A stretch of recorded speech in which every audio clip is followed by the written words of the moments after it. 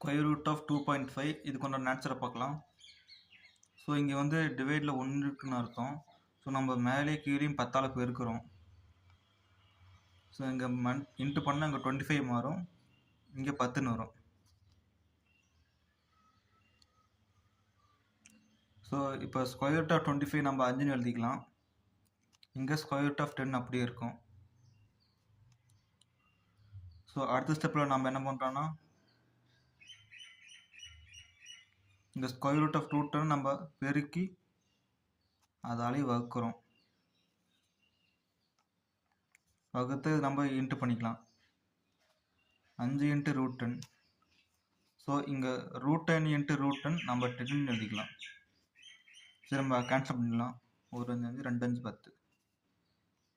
So the answer square root of 10 / 2.